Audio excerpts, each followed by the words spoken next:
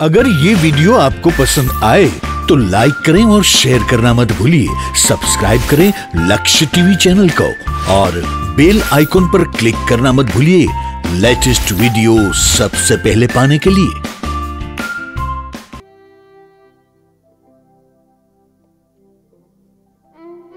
सांभळो हशो न हूँ तमने एक कथा कहूं। आत्मदेव नामना ब्राह्मण आत्मदेव नामनो ब्राह्मण एनी पत्नी धुंधुली एनो दीकरो धुंधुकारी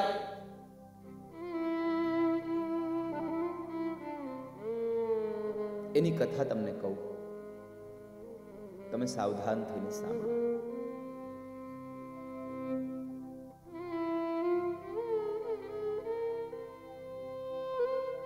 तुंगभद्रा तटे पूर्वमभूत पतनमुत्तमम्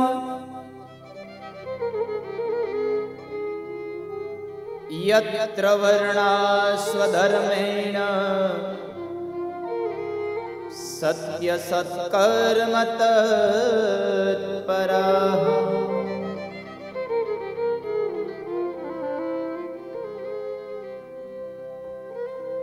तुंगभद्रा तटे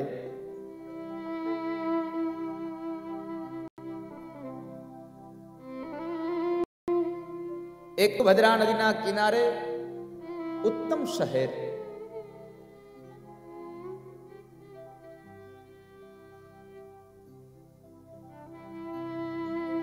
उत्तम नगर है। नगर में आत्मदेव ब्राह्मण अने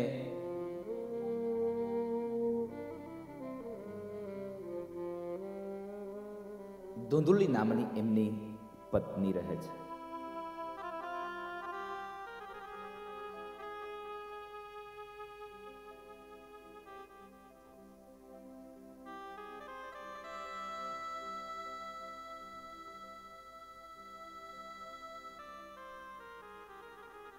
आम जोवा जईए तो एक ब्राह्मण पति पत्नी नी आ कथा छे, पण जो आने आध्यात्मिक अर्थ में लई जईए तो आ कथा थोड़ी विभिन्न है।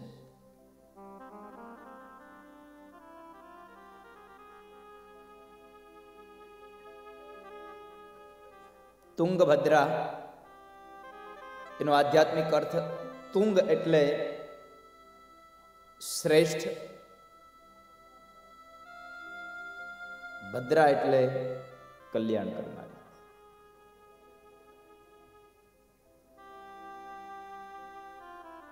श्रेष्ठ कल्याण करनारी एक नगरी उत्तम नगर।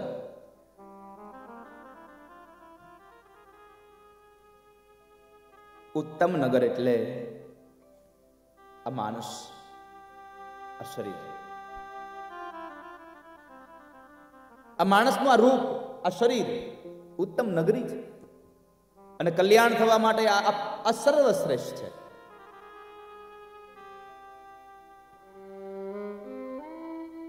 तमे जुओ तो आ कथा में शुं काम एना आ मनुष्य अवतार श्रेष्ठ है एनी एक ज मात्र तमने साबिती आपी।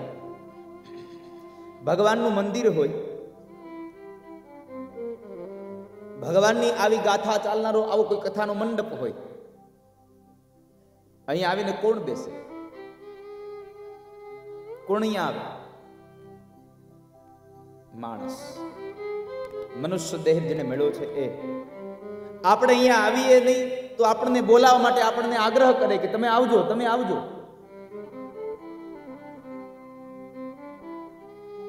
પણ આ માણસ શરીર સિવાયના કોઈ બીજા જીવ જો બોલાવ્યા વગર ના આવે તો આપણે શું કરીએ એની સાથે? વિચાર કરો, એક કૂતરું અથવા એક બિલાડું અહીંયા આવે, આપણા મંડપની અંદર આવે, શું દશા થાય એની? કેટલા કઈ બાજુથી એને નીકળવું ને એની એને દશ ન હુજવા દે, આપણે ન બેસવા દઈએ।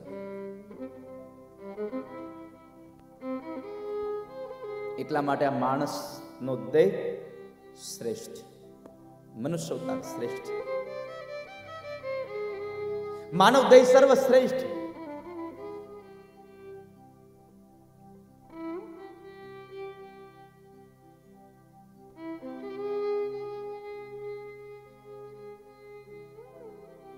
તુંગ એટલે શ્રેષ્ઠ, ભદ્રા એટલે કલ્યાણ કરનારી નગરી આ માનવ દેહ.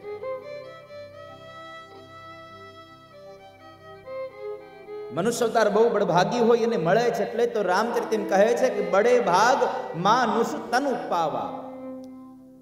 ગોસ્વામીજીએ લખ્યું છે કે ભાગ્યશાળી હોય અને મનુષ્ય અવતાર પ્રાપ્ત થાય.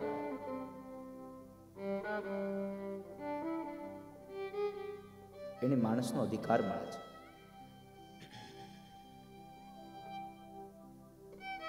આ ઉત્તમ નગરમાં એક આત્મદેવ બ્રાહ્મણ રહે છે. આત્મા એટલે કોણ?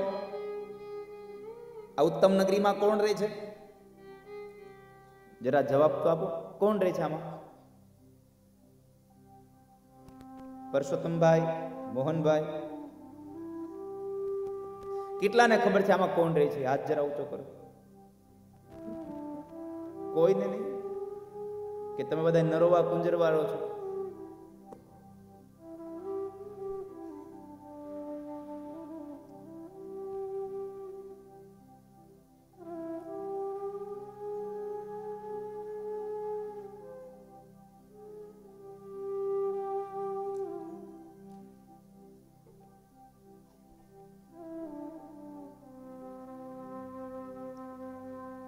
આ શરીરમાં આત્મદેવ રહે છે. હજી એક વાર તમને પ્રશ્ન કરું, આ શરીરમાં કોણ રહે છે? હે? આત્મદેવ. આત્મદેવ એટલે કોણ?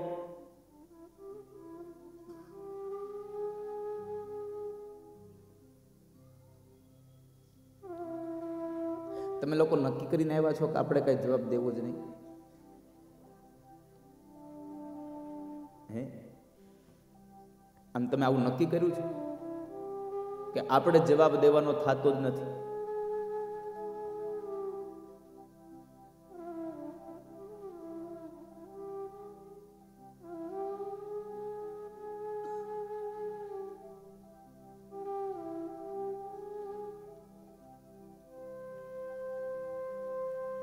આમાં એક આત્મદેવ રહે છે ને એની પત્ની એટલે ધુંધુલી. શરીરમાં રહેનારો એક જીવ આત્મદેવ, એની પત્ની ધુંધુલી એટલે બુદ્ધિ. પણ આ બે આમાં આત્મદેવ દુખી છે એક વાતથી. બધી વાતનું સુખ છે પણ એને દીકરો નથી.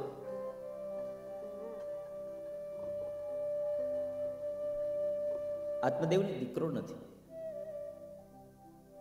દીકરો કોણ?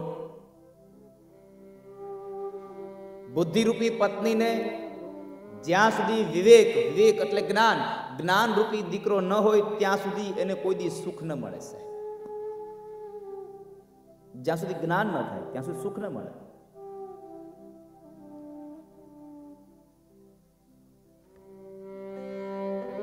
એટલે એક વખતના સમયે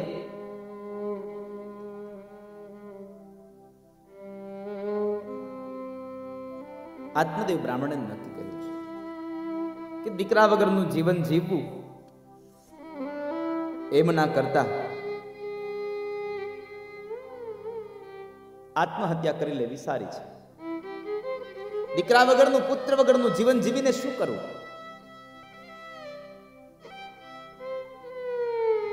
આત્મદેવ બ્રાહ્મણ જંગલમાં મૃત્યુ પામવા માટે જાય છે, કોઈને કહ્યા વગર.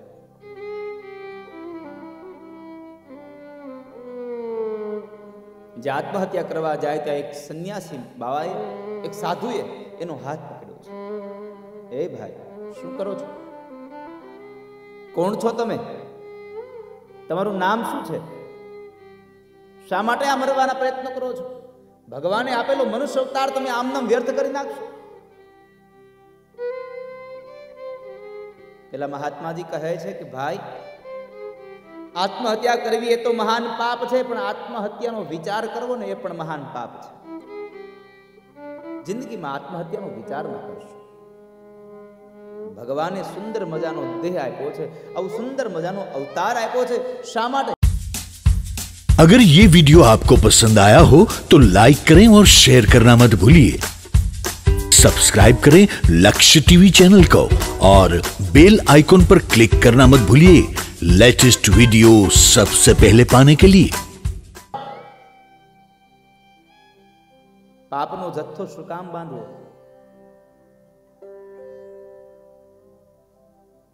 એને જવા દો. મહારાજ, હું જ્ઞાતિએ બ્રાહ્મણ છું ને મારું નામ આત્મદેવ છે. અરે ભૂદેવ,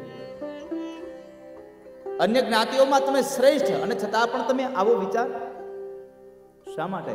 તો કહે છે મહારાજ, મારે ત્યાં બધી વાતનું સુખ છે પણ એકમાત્ર મારે દીકરો નથી, મારે ત્યાં એક સંતાન નથી.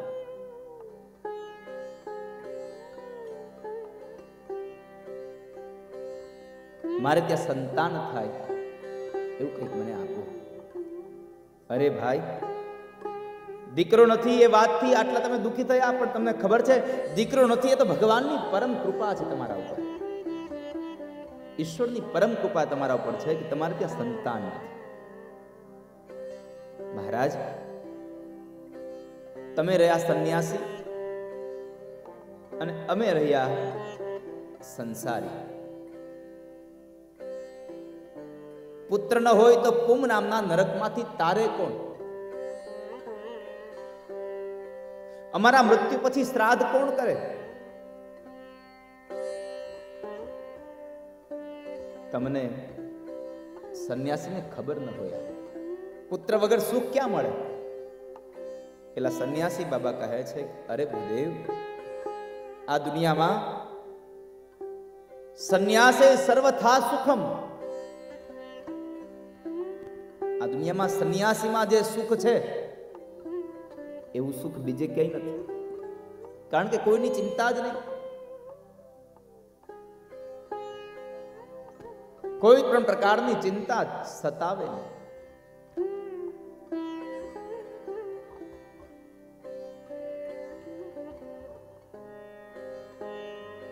શા માટે ચિંતા કરો છો? તમે દુઃખી ન થાવ.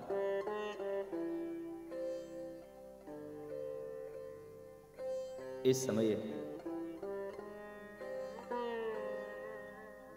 આત્મદેવ બ્રાહ્મણ કહે છે કે મહારાજ, તમે આપી શકતા હો તો મને સંતાન આપો, અને જો ન આપી શકતા હોય તો તમે મને મરવા દો. મહાત્માજી કહે છે, આ સંસારની વાસનાને છોડો.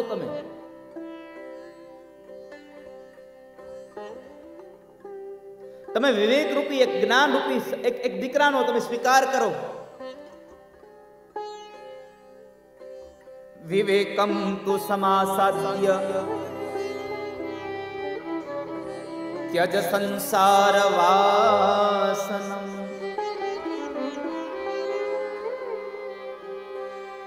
તમે સંસાર વાસનાને છોડી દો.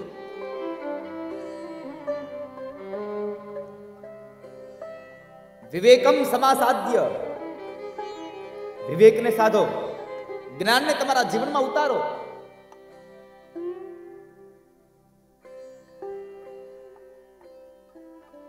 આ દુનિયામાં બધાની પાસે જ્ઞાન છે, પણ કોઈના કોઈ પ્રકારે એ જ્ઞાન એ ક્રિયાઓ અંદર ધરબાયેલી છે.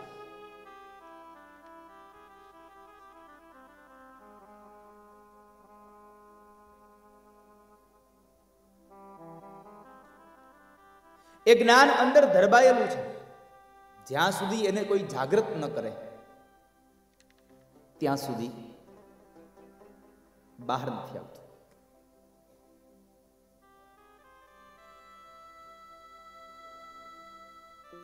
એકવાર હું હંમેશા કહેતો રહું છું, આ બધા જ વ્યક્તિઓ જેટલા તમે બેઠા છો ને, આ બધાની અંદર જ્ઞાન છે. પણ જ્ઞાન કેવું છે? સમય જ યાદ ન આવે, કાં તો આપણે બીજી પ્રવૃત્તિઓમાં લીન થઈ ગયા હોઈએ એટલે આપણે એને બહાર નથી લાવી શકતા. બાકી જ્ઞાન તો છે જ, એમાં સંશય નથી. કોઈક જો એને જગાડે, કોઈક એને પોતાના જ્ઞાનનું એને અનુભૂતિ કરાવે તો એમાં છે જ. એકવાર એક પ્રસંગ બન્યો જંગલમાં. એક સિંહણે એક બાળકને જન્મ આપ્યો. જન્મતાની સાથે એ બાળકની એ માં જે સિંહણ છે એને પ્રસૂતાની વેદના બહુ દુઃખદાયી થઈ અને અંતે જન્મ આપતાની સાથે જ એ સિંહણ મૃત્યુ પામી છે. જ્યારે સિંહણ મૃત્યુ પામી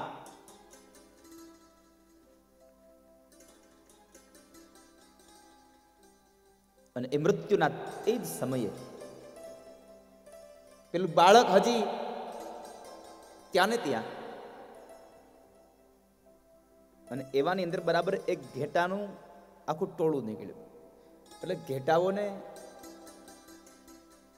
વિચાર આવ્યો, દયા આવી કે આ બાળક બિચારું મા વગરનું તરફડે, સાથે લીધું, લઈને આવ્યા. ધીમે ધીમે બાળક એ સિંહણનું બચ્ચું સિંહ ધીમે ધીમે મોટું થવા લાગ્યું. રહે છે કોની સાથે? ઘેટાઓની સાથે. જ્યારે મોટું થાય છે, શરીરથી સિંહ છે, સ્વભાવથી ઘેટું છે.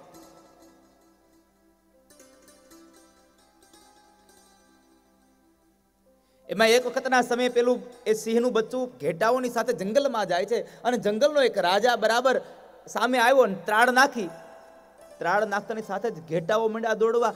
ઘેટાઓ જ્યાં ભાગે છે એની સાથે સાથે પેલું સિંહનું બચ્ચું પણ દોડે છે. પેલા સિંહને થયું કે આ ઘેટાઓ મારાથી તો કદાચ ભય પામે અને જતા રહે, પણ પેલું સિંહનું બચ્ચું અમારું શું કામે ભાગે છે મારાથી? એ શું કામ મારાથી ડરે છે? પેલો સિંહ એની પાછળ દોડે છે અને પેલાને પકડે છે, સિંહને. જ્યાં સિંહે પેલા સિંહણના બચ્ચાને પકડ્યું, એકદમ થરથર કાપ્યો, શરીરમાં પરસેવો છૂટી ગયો કે હમણાં મને મારી નાખશો. પેલા સિંહે એને કહ્યું, આ ઘેટાઓ મારાથી ભયભીત થઈને ભાગે, તું શું કામ ભાગજો? તો કે છે, હું ઘેટું છું. તમે સિંહ છો, હું ઘેટું છું. અરે ના, તું પણ સિંહ છો. ના, હું ઘેટું છું. પેલા સિંહે પોતાને એ સિંહણના બચ્ચાની બોચી પકડીને એને ઢસડીને લઈ ગયો ઠેક સરોવરના કિનારે, અને પાણી ભર્યું હતું. એમાં બતાવ્યું એનું મોઢું. જો, તારું ને મારું મોઢું બેયનું એક સરખું છે. હા, તો સાંભળ, હું જેમ ત્રાડ નાખી શકું ને એમ તું પણ ત્રાડ નાખી શકે. પેલા સિંહે પેલા સિંહણના બચ્ચા પાસે ત્રાડ નખાવી અને એની અંદર રહેલું જે ઘેટું હતું એ મૃત્યુ પામ્યું અને સિંહ સાહેબ એમાંથી જાગૃત થયો. જ્યાં સુધી કોઈ આપણી અંદરથી રહેલી એ સુક્ષુપ્ત જે શક્તિઓ છે એને જાગૃત ન કરે ત્યાં સુધી આપણું જ્ઞાન પ્રાગટ નથી થતું. સાહેબ, જ્ઞાન તો પડ્યું જ છે, જ્ઞાન તો અંદર છે જ, કોણ પ્રગટ કરે? એવો સદપુરુષ મળે.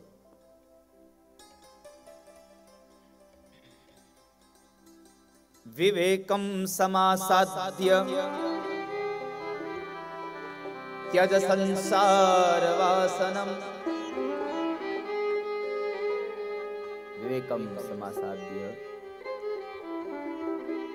તું વિવેકને ધર અને તારા જીવનનો તું ઉદ્ધાર કર. તારું શ્રેય થશે, તારું કલ્યાણ થશે.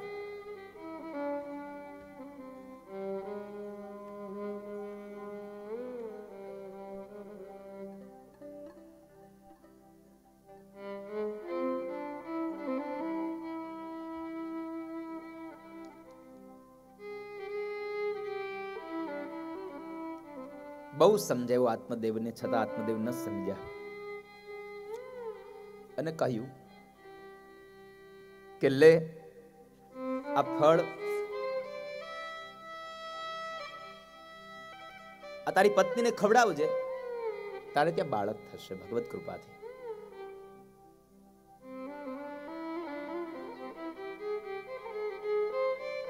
ફળ લઈને પેલો આત્મદેવ ઘરે આવે છે. આ કયું ફળ છે? સંતની પ્રસાદી. જ્ઞાન રૂપી ફળ છે. આત્મદેવને એમ કહ્યું કે હે આત્મદેવ, તારો રૂપી તને આપેલું જ્ઞાન રૂપી એ ફળ તારી બુદ્ધિ રૂપી પત્નીને ખવડાવજે. પણ થાય છે એવું, આપણે જ્ઞાન રૂપી ફળ બુદ્ધિને આપી દઈએ છીએ, ખાલી એને ખવડાવતા નથી. મહાપુરુષ એમ કહે છે કે તમને જે મળેલું જે જ્ઞાન છે એ સંતની પ્રસાદી છે. એ સંતની પ્રસાદી તમારી બુદ્ધિને ખવડાવો. આપણે તો માત્ર બુદ્ધિને આપીએ છીએ, આપણે એને ખવડાવતા નથી. પત્ન્યાઃ પાણો ફલમ દત્વા સ્વયં યાતસ્તુ કુત્રચિત. બુદ્ધિના હાથમાં ફળ આપી અને નીકળી જવાય છે.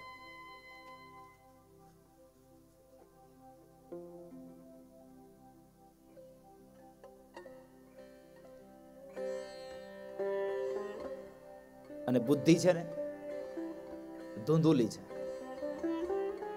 ધૂંધુલી એટલે આધ્યાત્મિક અર્થમાં તર્ક અને વિતર્ક વાળી બુદ્ધિ. ન કરવાના વિચારો કરે. આત્મદેવે કહ્યું કે લે આ ફળ તું ખાજે. એક સંતની પ્રસાદી છે ને એમણે કહ્યું છે કે તમારા ઘરે બાળક થશે. આત્મદેવ ચાલ્યા ગયા અને પેલી ધૂંધુલી વિચાર કરે છે ખાવ કે ન ખાવ. અને બુદ્ધિ બહુ બધા વિચારો કરે, નચ નવા વિચારો કરે.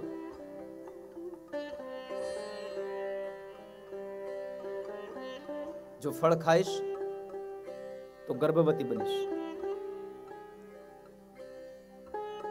ફળ ખાઈશ તો મારા પુત્રને, મારા બાળકને જન્મ આપીશ તો મારે પ્રસૂતાની વેદના વેઠવાની.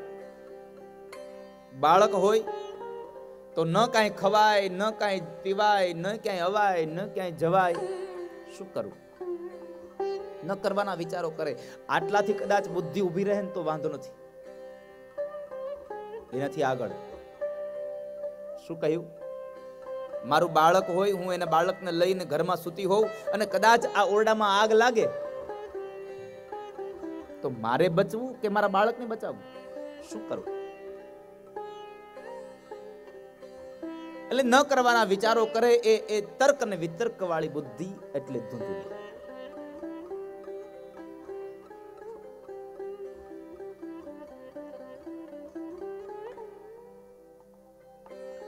એમની બહેન ત્યાં સામે બેઠી છે અને એમની સાથે વાતો થાય છે ને એ વાતોમાં કહે છે, એની બેન કહે છે કામ કર, તારે જો આ ફળ ન ખાવું હોય તો રેવા દે. મારા ઉદરમાં એક બાળક છે, હું તને આપીશ અને તું મને થોડાક પૈસા આપી દે, એટલે આપણા બધાનું કામ પાર પડી જાય. મારે ન તો ભૂખ્યા રહેવું પડે અને તારે પ્રસૂતાની વેદના ન વેઠવી પડે. આ શરત મંજૂર થઈ. ફળનું શું કરવું? તો કહે છે ગાયને ખવડાવી દે. આંગણામાં ઉભેલી ગાયને ફળ ખવડાવ્યું. ધીમે ધીમે સમય વ્યતીત થયો. સમયના વ્યતીતતાને અંતે ધૂંધુલીએ આત્મદેવને છેતર્યો છે. ધૂંધુલી આત્મદેવને છેતરે છે. અને આમ પણ આ દુનિયાનો નિયમ છે કે આપણા જીવને, આત્માને આપણી જ બુદ્ધિ છેતરે છે. આપણી બુદ્ધિ જ આપણને છેતરી જાય છે.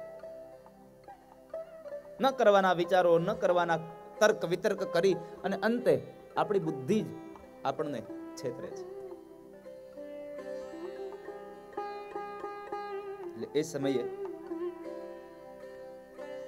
ધૂંધુલીએ પોતાના પતિને છેતર્યો અને કહ્યું કે સાંભળ્યું, હું ગર્ભવતી થઈ છું, મારા ઉદરમાં બાળક છે. ગર્ભવતી હોવાનો સ્વાંગ રચ્યો, ઢોંગ કરે છે. સમય ગયો બરાબર. ધૂંધુલીની બહેનને ત્યાં એક બાળક થયું ને એ બાળક કોઈને ખબર ન પડે એમ બેન અને બનેવી આવી અને ધૂંધુલીને આપ્યું. ધૂંધુલીએ પોતે પોતાના પાસેથી હતું એ ધન એમને આપ્યું છે. અને આ બાજુ આત્મદેવને સમાચાર મળ્યા કે મારા ઘરે બાળકનો, દીકરાનો જન્મ થયો. હરખનો કોઈ પાર ન રહ્યો.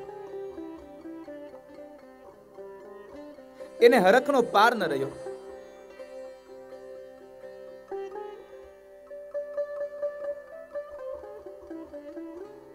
ધીમે ધીમે સમય વ્યતીત થયો અને એ સમયમાં પેલું ફળ જે ગાયને ખવડાવ્યું હતું એ પ્રસાદીનું ફળ નિષ્ફળ ન ગયું. ગાયે પણ એક વાછડાને જન્મ આપ્યો. ફરક એટલો હતો કે ગાયનું બચ્ચું હતું પણ આખું શરીર માણસનું અને કાન હતા એ ગાયના કાન જેવા હતા. ધુંધુલીનો દીકરો એટલે એનું નામ પાડ્યું ધુંધુકારી. અને ગાયના કાન જેવા જેના કાન હતા, આખું શરીર માણસનું હતું એટલે એમનું નામ પાડ્યું છે ગોકર્ણ. એક દીકરો ન હતો, બે દીકરા મળ્યા. આનંદ થયો. ધીમે ધીમે સમય વ્યતીત થયો.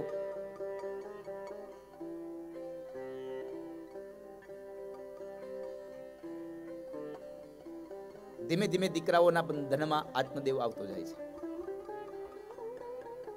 અને આ માયાનું બંધન તો એટલું છે સાહેબ,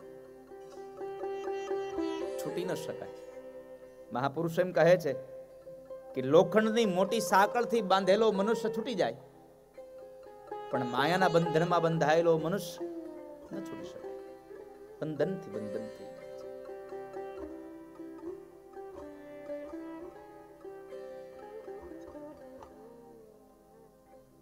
આત્મદેવને ત્યાં એક દીકરો ન હતો, બે દીકરાઓ થયા. ધીમે ધીમે સમય વ્યતીત થયો અને એ દીકરાઓને બેવને વિદ્યા અભ્યાસ માટે ગુરુગૃહમાં ભણવા માટે મોકલ્યા છે. તો ત્યાં આગળ સંતની પ્રસાદીનો જે બાળક છે ગોકર્ણ એ મહાજ્ઞાની બને છે, પંડિત બન્યા છે. અને પેલી તર્ક અને વિતર્ક વાળી બુદ્ધિ ધુંધુલી, એનો દીકરો ધુંધુકારી એ મહાખલ બન્યો છે, મહાશઠ બન્યો છે. ગોકર્ણ પંડિતો મહાજ્ઞાની, ધુંધુકારી મહાખલ. મહાખલ બન્યો છે.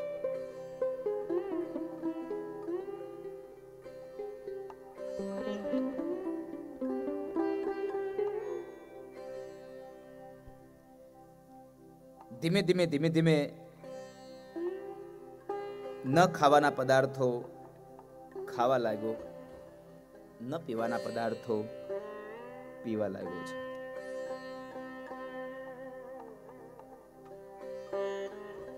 કોઈના કહ્યામાં ધુંધુકારી છે નહીં. પિતાશ્રી પાસે પૈસા માગે, મા પાસે પૈસા માગે, વારંવાર પૈસાનો વ્યય કરે, ખોટા માર્ગ ઉપર પૈસાને વાપરે.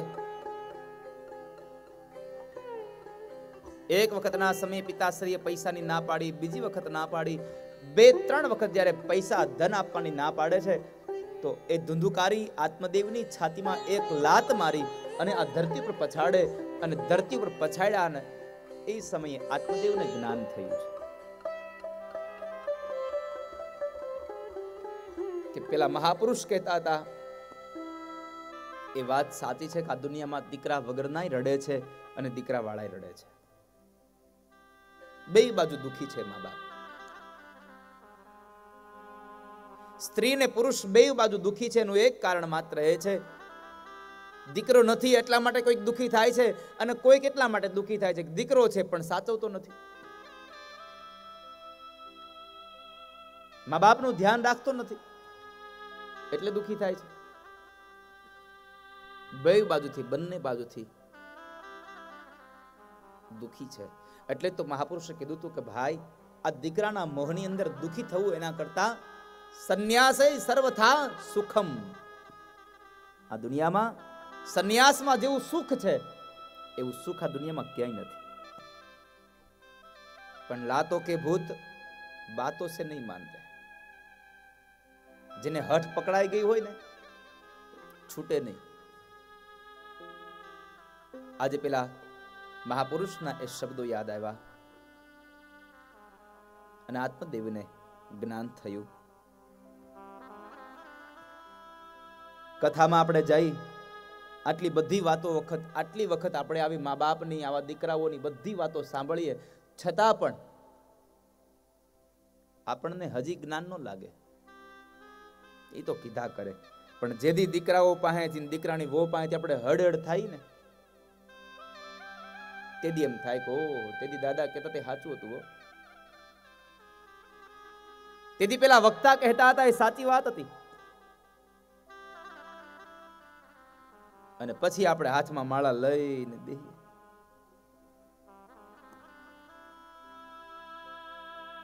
પછી આપણે ત્યાં એ માળાઓને લઈને બેઠા હોઈએ છીએ. અને પછી એને તરફાળ પાથરું હોય, કા ઓટે બેઠા હોય, કા રામજી મંદિરે બેઠા હોય, કા સત્સંગ કરતા હોય, અને ત્યાં પછી આપણે જોર જોરથી ગાતા હોય, કોઈ કોઈનું નથી રે, કોઈ કોઈનું નથી. પછી સમજાઈ જાય આ દુનિયામાં કોઈ કોઈનું નથી. તો તે દિવસે શું વાંધો હતો?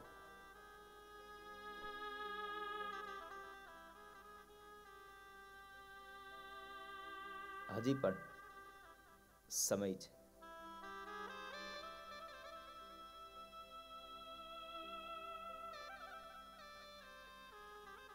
હજી પણ આપણી પાસે સમય છે. આ સંસાર એક ના એક દિવસ દુઃખ આપશે, આપશે અને આપશે, એમાં કોઈ પણ પ્રકારનો સંશય નથી. અસારહ ખલુ સંસારો દુઃખ રૂપી વિમોહક સૂતઃ કસ્ય ધનમ કસ્ય સ્નેહવાન જ્વલતે નિશમ. સ્નેહવાન જ્વલતે નિશમ. ચાહે તમારો પૈસો હશે તોય ભલે, તમારું ધન, તમારી દોલત, તમારો દીકરો, તમારો પરિવાર એક ના એક સમય તમને દુઃખ આપશે, એ નક્કી છે. અસારહ ખલુ સંસારો દુઃખ રૂપી વિમોહક.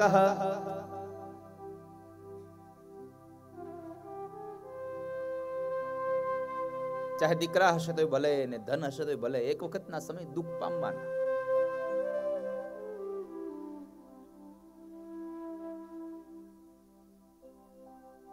કારણ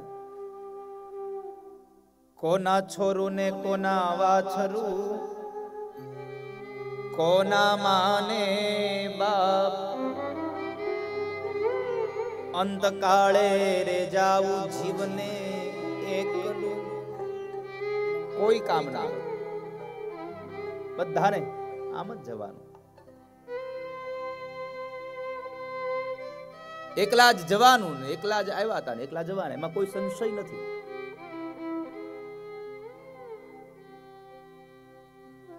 જ્યારે દુખી થયા આત્મદેવ બ્રાહ્મણ, ત્યારે એ આત્મદેવને પોતાનો જ બાળક ગોકર્ણ મહારાજ એને જ્ઞાન આપે છે. પિતાશ્રી, એક વાત કહું આપને, હવે તમે આ સંસારને છોડો,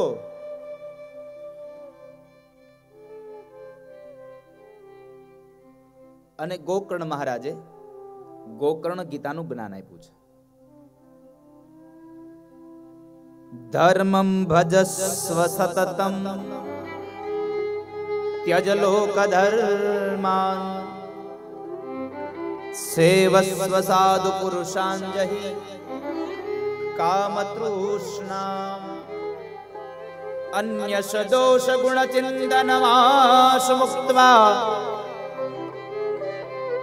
સેવા કથા રસમહો નિતરામ પિબત્વા. તમે એક કામ કરો, ધર્મમ ભજસ્વ સતતમ.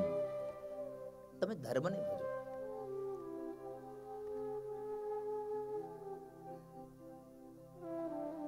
તમે ધર્મની ઉપેક્ષા કરો, અપેક્ષા રાખો, આલોચના ન કરશો.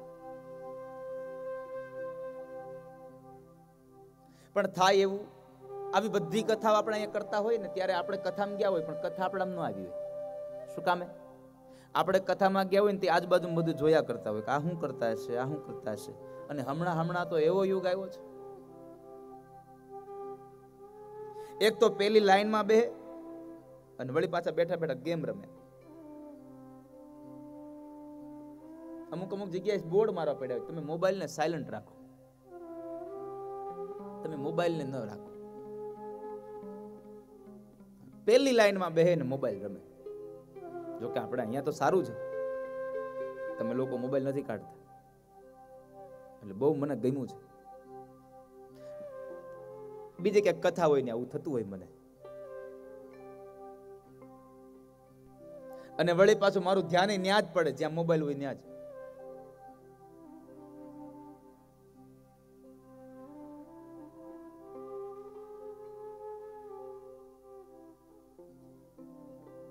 અંતિમ પંક્તિમાં કહ્યું, સેવા કથા રસમહો નિતરામ પિબત્વમ. પિતાશ્રી, તમે આ ધર્મમ ભજસ્વ સતતમ લોક ધર્માન તેજ લોક ધર્માન. તમે આ સંસારની જે વાતો છે એને છોડી દો ને હવે ધર્મને ભજી લ્યો.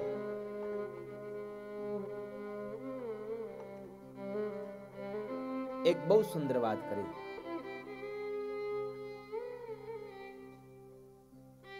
અન્યસ્ય દોષ ગુણ ચિંતનમાં સુમુક્તવા.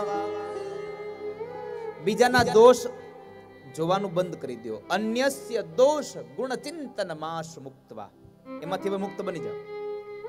પણ આપણે થાય એવું, જાતિ ઉંમરે આપણે કોકના દોષ જોઈએ, ફલાણા ભાઈ આમ કરે છે, ફલાણા ભાઈ આમ કરે છે, ઓલા આમ કરે છે. આપણે બીજાના દોષમાં જતા હોઈએ.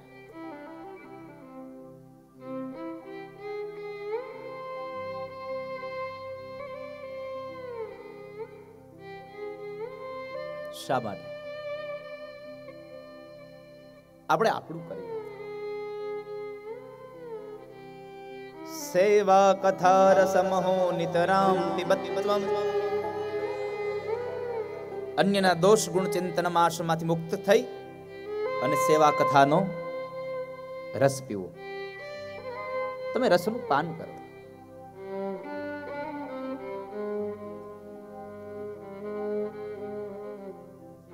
આ ગોકર્ણ ગીતાનું જ્ઞાન જ્યારે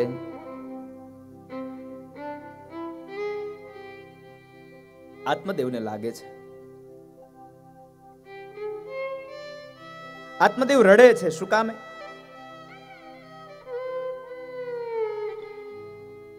એમણે બહુ આસક્તિ પામી હતી. પેલા મહાપુરુષ એને સમજાવ્યા હતા, છતાં ન સમજ્યા. અને આ દુનિયાનો નિયમ છે સાહેબ, માણસ પાપ કરે ને ત્યારે હસતો હોય અને જ્યારે ભોગવે ને ત્યારે રડતો હોય છે. પાપ માણસ હસતા હસતા કરે અને એનું ફળ માણસ એને રડતા રડતા ભોગવે. એટલે મહાપુરુષો કહે છે, કર્મ કરતી વખતે સાવધાન રહો, સાવધાન રહેજો.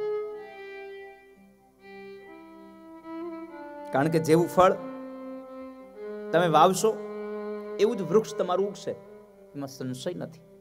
રામચરિત માનસ અને ગોસ્વામી કહે છે, કર્મ પ્રધાન વિશ્વ કરી રાખા, જો જસ કરઈ સો તસ ફલ ચાખા. કર્મ પ્રધાન વિશ્વ કરી રાખા. આ દુનિયા આખી કર્મને આધીન છે સાહેબ. જેવું કર્મ એવું ફળ. સારું કર્મ કરશો તો સારું ફળ મળશે, અને ખરાબ કર્મ કરશો તો ખરાબ ફળ મળશે. અને કર્મ તમને કોઈ દિવસ નહીં છોડે. એક વાત યાદ રાખજો, આપણું કરેલું પુણ્ય જો આપણા દીકરાઓને કામ આવતું હોય ને, તો ક્યારેક આપણું કરેલું ખરાબ કામ પણ આપણા દીકરાઓને દુખી કરતું હોય. કારણ કે એક સિક્કાની બે બાજુ છે, પાપ અને પુણ્ય. ઘણી વખત આપણે કહેતા હોઈએ છીએ કે અમે સુખી છીએ, પણ અમારા ગવઢિયાઓને લઈને, એને બહુ પુણ્ય કર્યા ને એટલે અમે સુખી થયા. તો વિચાર કરજો, પુણ્ય કરો તો સુખી થાવ, તો તમે પાપ કરો તમારા દીકરા દુખી ન થાય? આવનારી પેઢી દુખી ન થાય? થાય જ. ભોગવવું જ પડે, એમાં ન ચાલે. અને એને તમને એક સત્ય દાખલો દઉં, જુઓ કેટલું કર્મ માણસને પ્રધાન છે. આ દિવસ ગોજારો દિવસ હતો, તારીખ 24/3 1931. એટલો ગોજારો દિવસ. મારો મૂળ કહેવાનો ભાવાર્થ આ કથાની પાછળ છે કે માણસનું કર્મ ક્યારેય કોઈને છોડતું નથી. જે સિકરની વેસી ભરની. તારીખ હતી 24/3/1931.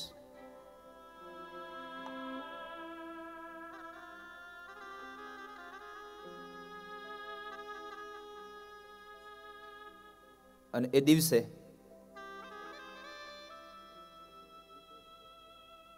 નક્કી થયું 3 વ્યક્તિઓને ફાંસી. ભગતસિંહ, સુખદેવ અને રાજગુરુ. જોજો આ માણસને એનું કર્તવ્ય ન છોડે.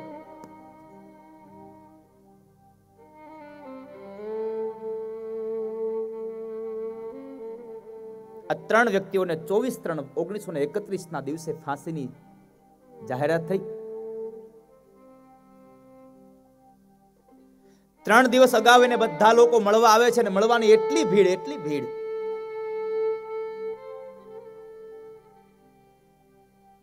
અને એ સમયમાં 24/3 હતી, એના બદલે મળવાવાળાની આટલી ભીડ અને આવું જોઈ અને અંગ્રેજોને ચડામણી થઈ. અને એક દિવસ અગાઉ તારીખ 23/3/1931 ના દિવસે કોઈને ખબર ન પડે એમ લાજપોર જેલમાં એમની ફાંસી અપાઈ. ફાંસીના માચડે ચડાવી દીધા. બહાર એના પરિવારના સભ્યો રાહ જુએ છે જેલની આગળના દરવાજે, અને જેલના પાછળના દિવાલમાંથી એક દિવાલ પાડી અને એમાંથી 3ની એ લાશોને કાઢી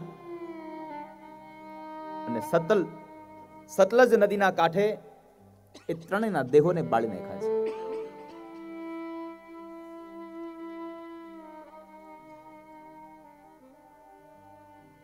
અને આ ખરાબ કર્મ, આખું ષડયંત્ર જો કોઈ ગોઠવું હોય તો મોહમ્મદ ખાન નામનો એક વોર્ડન હતો. એમણે આ આખી બાજી ફેરવી. 24 તારીખના બદલે 23/3/1931 ના દિવસે ફાંસી અપાઈ દીધી. હાહાકાર મચી ગયો. ધીમે ધીમે સમય વ્યતીત થયો અને ગાંધીજીએ, જવાહરલાલ નહેરુ, સરદાર પટેલ આ બધાએ ભેગા મળી અને આ ભારતને આઝાદી અપાવી 1947માં. 1947માં ભારતને આઝાદી મળી, અને એ ભારતને આઝાદી મળતાની સાથે જ 1947માં ભારત અને પાકિસ્તાનના ભાગલા પડ્યા. ભારત પાકિસ્તાનના બેવના ભાગલા પડ્યા. લાહોરમાં જે જેલ હતી એ જેલની જગ્યાએ શાદમાન નામની એક સરસ મજાની ભવ્ય સોસાયટી બનાવવામાં આવી. પણ જે પેલો ફાંસીનો માચડો હતો એ સોસાયટીની મધ્યમાં એક સર્કલ બનાવ્યું. આજુબાજુમાં એમને સરસ મજાના રોડ પસાર થાય, અને એ સર્કલની મધ્યમાં પેલો ફાંસીનો માચડો એ અવિરત રાખ્યો છે, એમ જ રાખ્યો છે.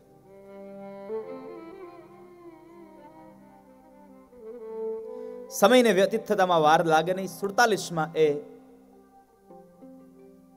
આઝાદ થયું. 1974ની સાલ આવી. 1974માં જે વડાપ્રધાન હતા એને પોતાનો દુશ્મન રજા અહેમદ કાસુરી એ વડાપ્રધાનનો દુશ્મન હતો. એટલે વડાપ્રધાન એમને મારી નાખવા માટેની તૈયારી કરે, એનું ષડયંત્ર ગોઠવે છે. એક વ્યક્તિને એની પાછળ એની તમામ હરફેરને જોવા માટે થઈને રાખે છે.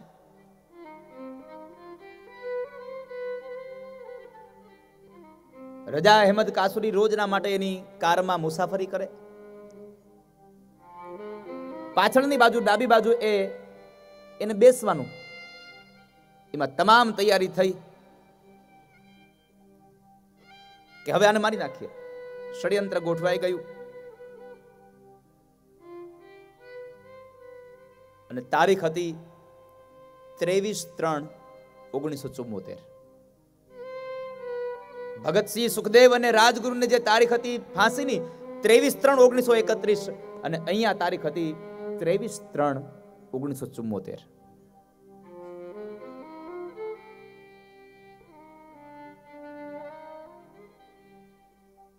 કાસુરીને મારવા માટેનો જે એક માણસ તૈયાર કર્યો હતો એ તૈયાર ઉભો છે. સવારના 9:30 વાગ્યા અને આમ બરાબર મોટર કાર નીકળે છે. પાછળની બાજુ ડાબી બાજુએ જે બેઠેલો વ્યક્તિ હતો એને નિશાન બનાવીને ફાયરિંગ થયું અને ગોળી વાગી સીધી જ મસ્તકમાં. માણસ મૃત્યુ પામ્યો. પણ અજીબ વાત એ હતી, એ માણસ રજા અહેમદ કાસુરી નહોતો. કારણ એને પોતાની બેસવાની જગ્યા બદલી નાખી. પણ 23/3/1974 સવારના 9:30 કલાકે જ્યારે માણસ મૃત્યુ પામ્યો કારમાં બેઠેલો, અને એ માણસ જ્યારે જોવા મળ્યો કોણ, ત્યારે ખબર પડી કે ભગતસિંહ, સુખદેવ અને રાજગુરુને જેને એક દિવસ અગાઉ આખું ષડયંત્ર ગોઠવી અને એક દિવસ અગાઉ જેને ફાંસી અપાઈ દીધી એવો મોહમ્મદ ખાન, અને એ મોહમ્મદ ખાનનો એકનો એક દીકરો હતો ને એને ગોળી વાગીને મૃત્યુ પામ્યો. તારીખ એની એ જ, સ્થળ પણ એનું એ જ. માટે મારે કહેવું છે, કર્મ સાહેબ કોઈને છોડતું નથી. કર્મ કોઈ દિવસ કોઈને ન છોડે. તારીખ પણ એ જ, સમય પણ અને જગ્યા પણ એ જ હતી. એટલે રામચરિતમાનસ કહે છે, કર્મ પ્રધાન વિશ્વ કરી રાખા, જો જસ કરઈ સો તસ ફલ ચાખા.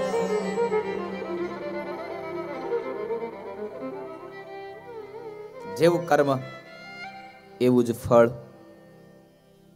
માણસ પાપ કરે ત્યારે હસતો હોય અને જ્યારે ફળ ભોગવવાનો વારો આવે એટલે રડતો હોય. અને કર્મનો સિદ્ધાંત છે, કર્મ ન છોડે. જો બ્રહ્મના બાપને પણ કર્મ ન છોડ્યું હોય, રામના પિતાશ્રી એવા દશરથને પણ જો કર્મ ન છોડે, તો હું ને તમે તો સામાન્ય માણસ, પામર મનુષ્ય ક્યાંથી છોડે? ન છોડે.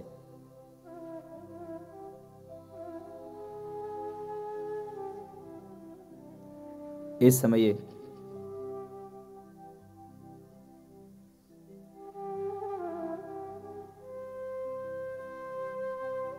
આત્મદેવ બ્રાહ્મણ ઘરેથી નીકળી જાય છે, જંગલમાં ગયા. એની પત્ની ધુંધુલી પણ એની પાછળ પાછળ ગઈ અને અંધારા કૂવામાં પડી મૃત્યુ પામે છે. આ બાજુ ધુંધુકારી હવે સ્વતંત્ર હતો અને એ સ્વચ્છંદી બન્યો, ન કરવાના કર્મો કરે છે. રાજાના એક ખજાનાની અંદર એમણે ચોરી કરી અને એ ધન ચોરી લાવી 5 ગણિકાઓને આપી છે. 5 ગણિકાઓને એમણે એ ધન આપ્યું.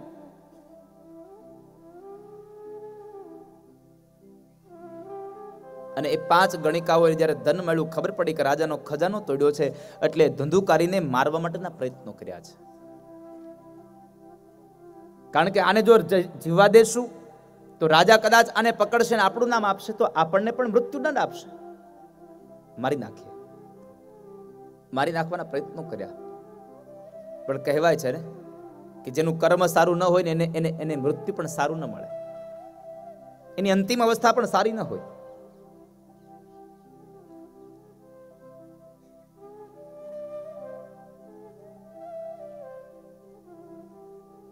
અનેક પ્રકારના પ્રયત્નો કર્યા,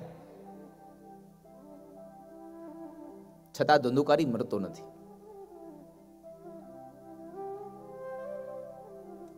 સોડ લાંબી બીમારી નિતાણી સુતો, મોત માંગે પણ આવે નહીં યમના દૂતો. પથારીમાં પડ્યો હોય ને એને ખૂબ દુઃખી થતો હોય, હે ભગવાન હવે મને લઈ લ્યો, હવે મને લઈ લ્યો. ત્યારે અંતિમ કહ્યું, કર્યા કર્મો ના લેખા લેવાય છે, તારી આ વરદા રોજ ઓછી થાય છે. તારું કર્મનું કરેલું જે ફળ છે એના લેખ અહીંયા લેવાય છે, એમાં સંશય નથી.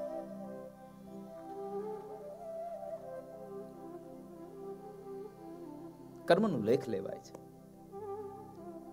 અંતે એના મોઢાની અંદર દેતવા નાખ્યા ને એને મોતને ઘાટ ઉતાર્યો. અડધો બળ્યો ને અડધો જીવતો રહ્યો. એમને ટૂંકમાં અડધો બળ્યો ને મૃત્યુ પામ્યો, પ્રેત બન્યો.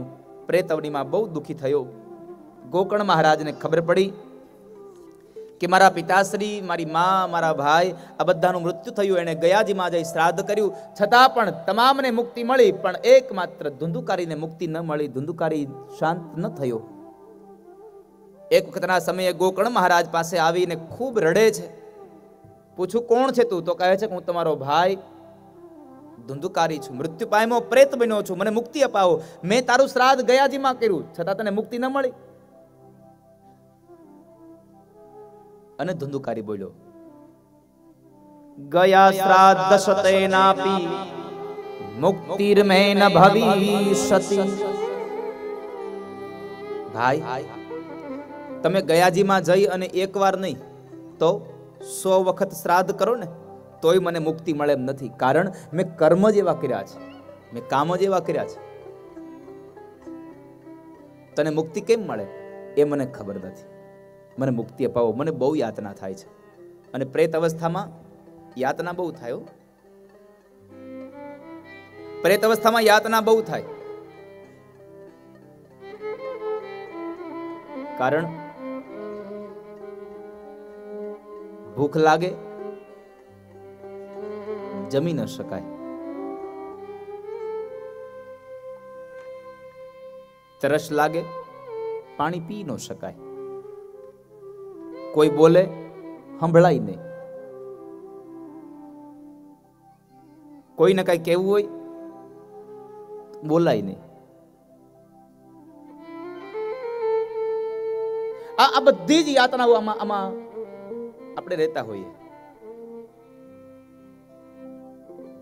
પણ એક મને વાત બહુ ગમે છે.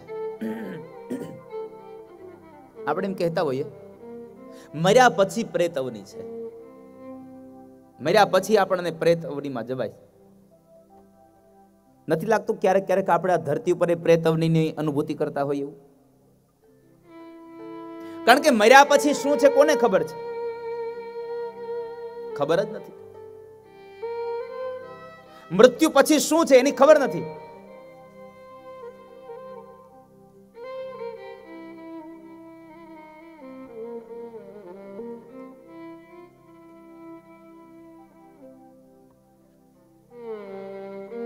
ક્યારેક ક્યારેક તો પ્રેતની અવસ્થા આપણને જીવતા જ આપણને આમ થઈ જાય.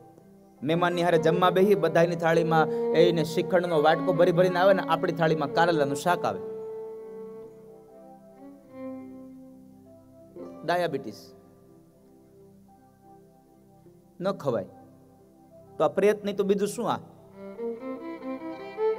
સામે હોય તો ન ખાઈ શકીએ. હરે ફરે દૂધી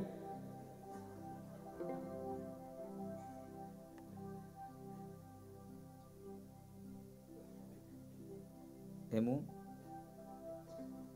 તારે બંધ થઈ કે નથી દૂધી? હજી 1 મહિનો તું 1 મહિનો દૂધી ખાય ત્યાં શાકભાજીની સિઝન વહી જાય.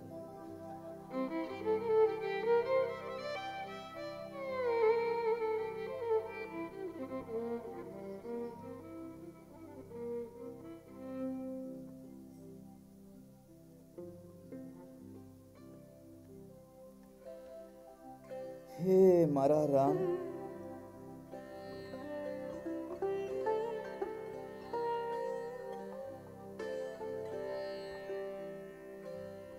પણ શાસ્ત્ર આમ બધા ગામડામાં કેવો દૂધી ખાવ ને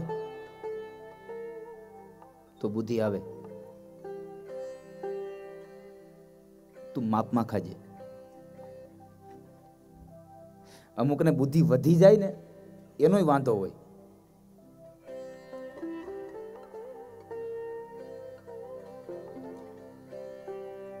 તો મહેમાન બધાય શ્રીખંડ ખાય ને આપણે કારેલાનું શાક ખાવાનું. 1 લાખ રૂપિયાનો બેડ બનાવ્યો હોય, કેટલા રૂપિયાનો? 1 લાખ રૂપિયાનો, સરસ મજાનો. આમ આમ બેહીએ તો આપણને થાય કે આપણે રૂના ઢગલામાં બેઠા. અને તોય ગોળિયું ન પીવે ત્યાં સુધી નીંદર ન આવે. અમુક અમુકને ગોળી પીવે તો નીંદર ન આવે. શું સમજવાનું? આ પ્રેત અવસ્થા. પણ એ ગોકર્ણ મહારાજે પ્રેત ધંધુકારીને મુક્તિ અપાવવા માટે થઈ ભગવાન સૂર્યનારાયણને પ્રશ્ન કર્યો કે હે જગત સાક્ષી, ગયાજીમાં શ્રાદ્ધ કરવાથી મુક્તિ ન મળે તો એના માટે મુક્તિનું બીજું સાધન કયું? શ્રેષ્ઠ સાધન કયું?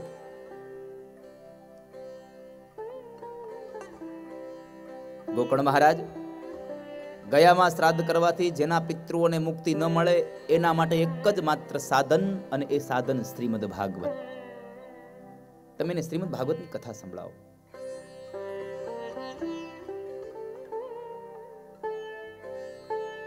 એને સપ્તાહનું વાંચન કરાવો.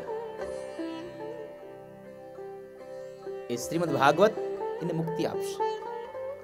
અને 7 દિવસની કથાનો પ્રારંભ કર્યો. સરસ મુહૂર્ત જોડાયું હતું ને એને સરસ મજાનો મંડપ. અને એ સમય બરાબર પ્રેત ધંધુકારીની લીલા વાંસની સોટીમાં એને સ્થાન મળ્યું. એક દિવસ ગયો, એક વાંસની પેલી ગાંઠ તૂટી, બીજી ગાંઠ તૂટી, ત્રીજી ગાંઠ તૂટી. આમ કરતા કરતા 7 દિવસમાં 7 ગાંઠો તૂટી. એવમ 7 દિનેશ્ચેવ સપ્ત ગ્રંથિ વિભેદનમ. 7 દિવસમાં 7 ગાંઠો તૂટે. કઈ કઈ? તો ષડરીપુ, કામ, ક્રોધ, લોભ, મદ, મોહ અને મત્સર. આ ષડરીપુ અને 7મી અજ્ઞાનની ગાંઠ. આ 7 ગાંઠો તૂટે તો માણસને મુક્તિ મળે, બાકી મુક્તિ ન મળે. 7 દિવસમાં 7 ગાંઠો તૂટે. પણ આ લીલા વાંસની હોટીની નહીં હો, નકર તમે પાછા હાથને દી અહીં જોવા આવશો કે આ તૂટી કે નહીં. આ લીલા વાંસની સોટીની હાથ ગાંઠો નહીં, આપણા જીવનમાં રહેલી 7 વાસનાની ગાંઠો ન તૂટે ત્યાં સુધી મુક્તિ ન મળે સાહેબ. જ્યાં સુધી 7 વાસનાની ગાંઠો ન તૂટે. એ તો આપણે વાસ પકડી દો, ખરેખર તો વાસના છે. વાસનાની ગાંઠો તોડવાની છે. કામ, ક્રોધ, લોભ, મદ, મોહ, મત્સર અને અજ્ઞાન. આ 7 ગાંઠો તૂટે તો આપણને મુક્તિ મળે. અને એ સમયે ગોકર્ણ મહારાજે 7 દિવસની કથા સંભળાવી. 7 દિવસની કથા સંપૂર્ણ થઈ. ભગવાન નારાયણના ચરણારવિંદમાં જ્યારે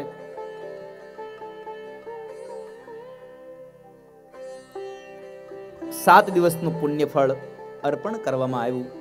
અર્પણ કરતાની સાથે પ્રેત ધંધુકારીને ભગવાનનું દિવ્ય વિમાન લેવા માટે આવ્યું છે. દિવ્ય વિમાન એને લઈને જાય છે. કારણ ધન્યા ભાગવતી વાર્તા પ્રેત પીડા વિનાશિની.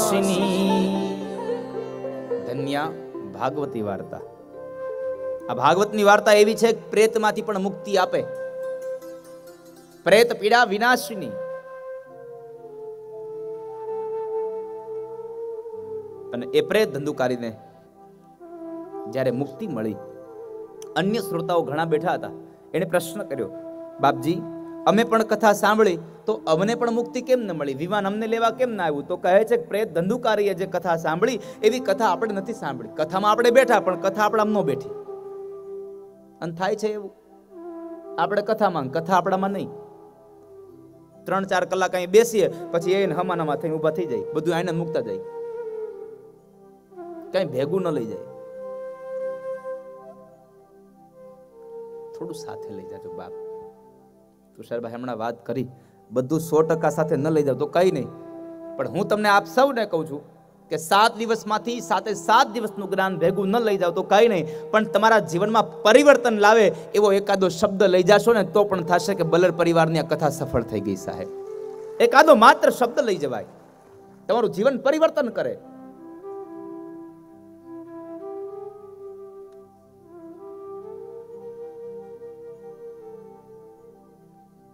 अगर ये वीडियो आपको पसंद आया हो तो लाइक करें और शेयर करना मत भूलिए।